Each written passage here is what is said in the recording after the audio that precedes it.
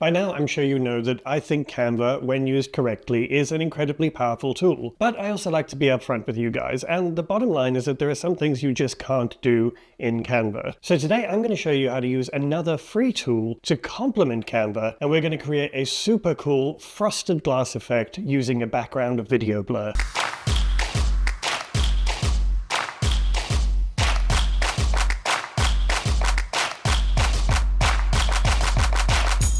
In my last video, we had a look at Canva's blur tool, and we experimented with how you can use that deceptively simple tool to create really beautiful effects and great depth in your Canva designs. But I also mentioned that you currently don't have the option of blurring video in Canva. Now I say currently because Canva is constantly evolving, and so that's something they may add to the tools as they develop. In the meantime though, we're going to use another tool, another free online tool to create that video blur effect as we create an event promo in Canva. For this project, I'm just going to start with a blank video file in Canva. And the first thing that I want to do is to start gathering my elements once I've got the size set up. As our main focus today is going to be on this beautiful frosted glass effect using a background video, that's the first thing that I looked for, and I have chosen this video from Canva's video library. Now, one thing to note about this video is that it's actually a loop. It's only 6 seconds, but the first frame of the video and the last frame of the video are exactly the same, which means that it can loop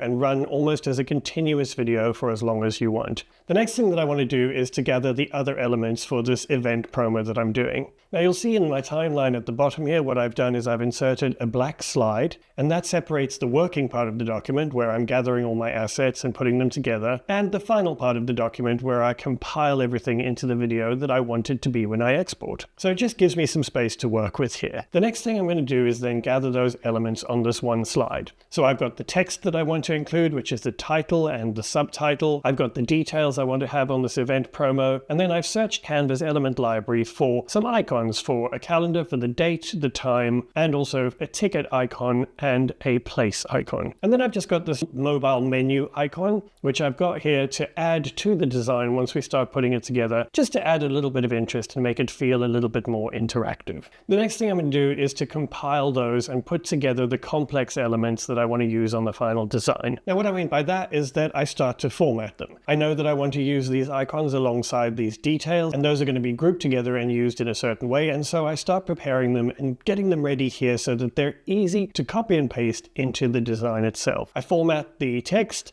and add some spacing and some alignment so that it works for me, and put this box color in here and just get it ready to put into the actual design document itself. The next thing we're going to do is to just add that video background into a slide, and I have then put this box on here with rounded corners that I created by going to border style and then adding a 30 corner rounding in here. Now I've got this as semi-transparent because this is essentially the effect we want to create with the frosted glass. So where this black box is or gray box is, that's where the animated frosted glass video will be. If we currently play this, you'll see that you can see the video through there, and that's the effect that we want. So that's what we're going to create in this kind of frosted glass effect. The next step that I want to do is to add the content and text that we've already compiled. So bringing those elements in and making sure the colors are right. So everything that I had in those working slides, I moved into here, changed the spacing and moved them around so that they look the way that I want them to look on the final video. Now, once we've done that, the next thing we need to do is to create this animated blurred video effect. First of all, I'm going to just drop in a frame into this document. And what I did was just place it where I want it to be. And then again, I went into the border style and did the corner rounding so that it fits with our original vision of having that rounded corner box behind the elements. But it's a frame, so I can drop the new video into there once I have it. The first thing I want to do is to export this video so that we have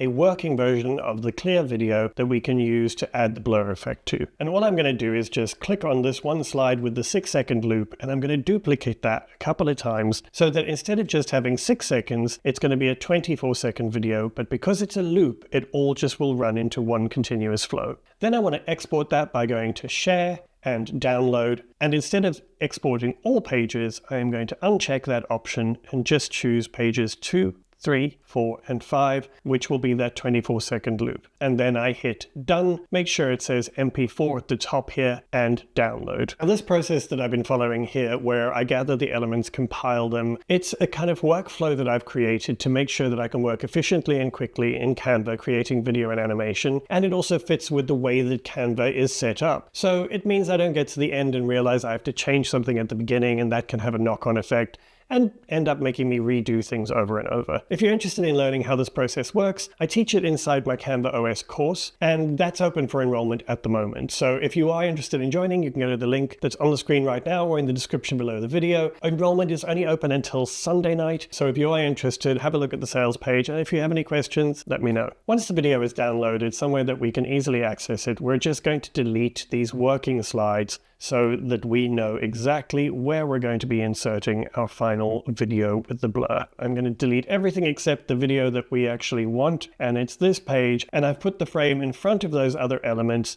so that it's easy for me to see where that video needs to go once I have exported it. Now this is where the fun part comes in, where we're going to use a new tool that I haven't really shown you here before. This is a video editing tool called CapCut. It's an incredibly easy tool to use. It has desktop apps as well as an online version, so you can just use it based on your web browser, and it also has a mobile version. And the best part is, it's free. So we're going to head to CapCut.com, and you can just click on either the sign up for free, or you can choose to download it or to just use the online video editor. If you click Edit Video Online, it will then ask you to sign up or sign in. I'm going to log in with my Google account. Once you've logged in, you'll find yourself at this dashboard. Now, obviously there's a lot of things here to explore, but we're going to just keep it really simple. On the top left, I'm going to create new, and then I'm going to click blank canvas from the pop down. That's going to bring me to this page, and there's a big plus button in the middle, and I'm going to click on that and upload the video that we downloaded from Canva. It's really quick and easy, and that 24-second video is now uploaded here. The next thing we're going to do is just add that blur effect.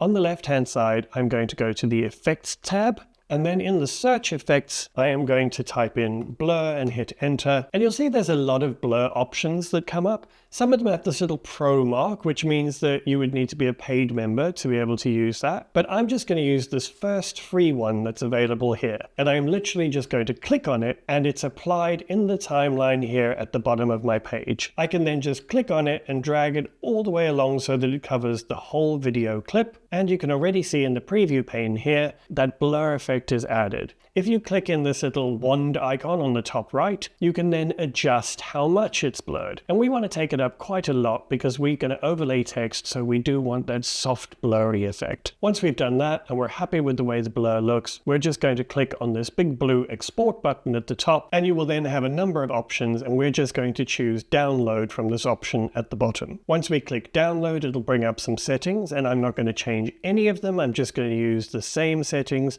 and click on export. It's really quick, and it will now export that video. Plus it will also save it to your dashboard within CapCut. So if you ever come back to it, it will be saved here. But once that's exported, we're just going to upload it into Canva. To upload into Canva, we're just going to go to the Uploads tab, click Upload Files, and we're then going to find that video with the blur. Once that video is uploaded, we are just going to click and drag it from this Downloads folder into the frame that we put on the page. And you'll see there it's playing in this frame. But of course it's resized to fit the frame. So what we're going to do is we're going to just double click on it and use the handles that we can see appearing to resize it so that it fits the full page behind and matches the video we originally put there. And of course the great thing is, because it's blurred, you don't have to be quite so perfect at getting it in alignment. When you click off it, you will now see that it plays there with the video behind it as well. So if we go to the start of this video and just hit play,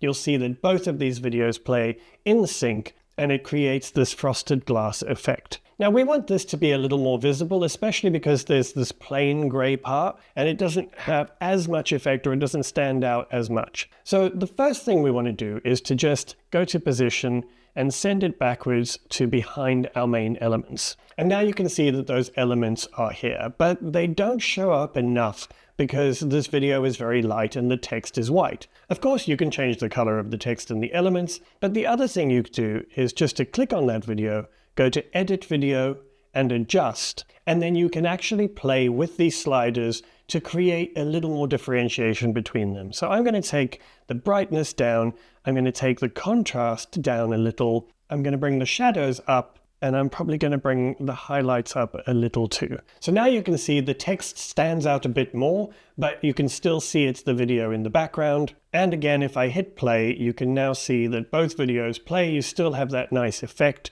of the frosted glass, but the elements that are above it stand out a bit more. Now, there's a couple of other things you can do that really help to create a feeling of depth with this kind of frosted glass effect. If we go into position again, you'll see I've still got that dark background that I had as a placeholder. I'm going to just move that above this video, and then I'm going to make the main color transparent, but I'm going to add a border weight of probably 2 or 3, and I'm going to make that a white. And then I'm going to adjust the transparency a little more. And you can see that just adding that little border around the outside of the blurred video means that it creates almost like a beveled effect so that it stands out a little bit more. Another thing you can do is go to the Canva Elements library, and you could just type in shadow rectangle, and you could click and drag one of these shadow effects into the document, align it behind this box a little, and then in the position tab, move it all the way down behind the blurred video, and you can see that immediately adds more depth.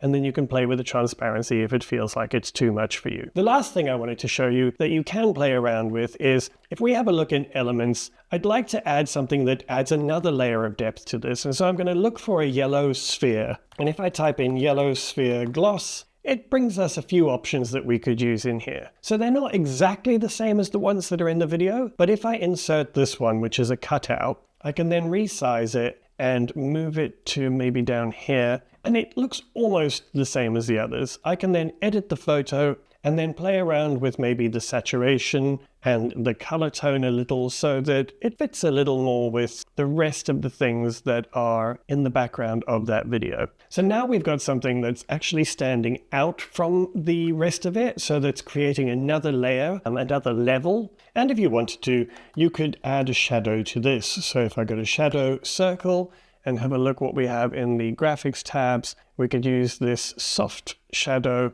and put it behind this sphere, and in the positions tab, just move it behind it. And that way, again, you add another element of depth. And now what I could do is to add even more to this is just to go to animate and add a little bit of a rotate to that circle. So the shadow doesn't rotate, but the circle does, and slow it down a bit. And once we've done that, we have our final video, and this is what it looks like.